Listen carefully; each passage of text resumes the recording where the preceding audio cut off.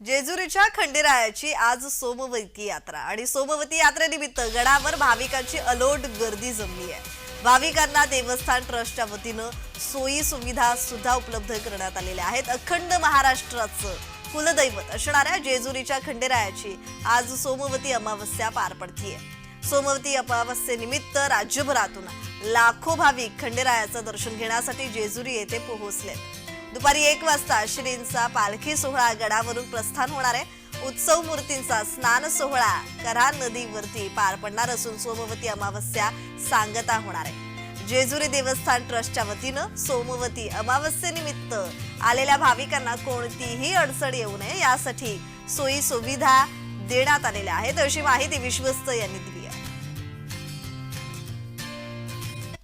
तर या ठिकाणी मोठ्या संख्येने जे आहे ते भाविक या ठिकाणी दाखल झाल्याचं पाहायला मिळत आहे। खऱ्या अर्थाने या ठिकाणी भंडाऱ्याचे उधळण जे आहे ते भाविक करताना आपल्याला पाहायला मिळत आहे। आपण पाहिलं तर या ठिकाणी मोठ्या भक्तिभावाने भाविक जे आहेत ते दाखल झाल्याचं पाहायला मिळत आहे।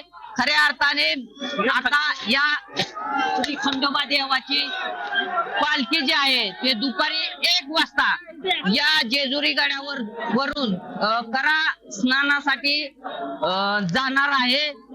या ज्यावेळेस ही पालखी जी आहे ते करा स्नानासाठी नेली जाते त्यावेळेस या ठिकाणी मोठी गर्दी जी आहे ती होत असते। खऱ्या अर्थाने आपण या ठिकाणी पाहिलं तर पालखी आहे आणि पालखीचं दर्शन घेण्यासाठी राज्यभरातून भाविक या ठिकाणी दाखल झालेले आहेत।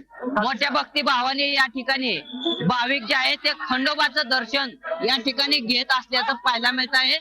खऱ्या अर्थाने या सोमवती यात्रा जी आहे पुढल्या वर्षी या ठिकाणी सोमवती यात्रा नसणार आहे आणि ही शेवटची सोमवती या वर्षाची आहे। यामुळे या ठिकाणी मोठ्या संख्येने जे आहे ते राज्यभरातून भाविक जे आहेत ते दाखल झाल्याचं आपल्याला पाहायला मिळत आहे। नवनाथ बोरकर, जय महाराष्ट्र न्यूज, जेजुरी। आज सोमवती निमित्त ज्या सोमवारी अमावस्या सूर्याला स्पर्श करते त्या दिवशी सोमवती मानली जाते। त्यामुळे आजची सोमवती फार वैशिष्ट्यपूर्ण आहे आणि या सालामधली शेवटची असून पुढच्या वर्षी 2025 एकही सोमवती नाही। त्यामुळे भाविकांची गर्दी वाढलेली आहे।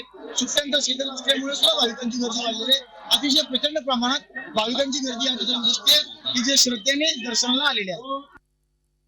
आज श्री मार्तंड देव संस्थानच्या वतीने सोमवती पालखी सोहळ्याच्या निमित्तानं उपस्थित असलेल्या सर्व भाविकांसाठी तिथले सोहळ्याचे जे मानकरी आहेत, खांदेकरी मानकरी गावकरी यांच्यासाठी देव संस्थानच्या वतीने आज उत्तम पद्धतीचं जेवणाची सोय करण्यात आलेली आहे, पिण्याच्या पाण्याची सोय करण्यात आली आहे। तसेच ज्या मार्गाने पालखी सोहळा आपला स्थानपूर्ण होतो, मार्गस्थ होतो, त्या संपूर्ण रस्त्याची व्यवस्था पाहण्यात आलेली आहे।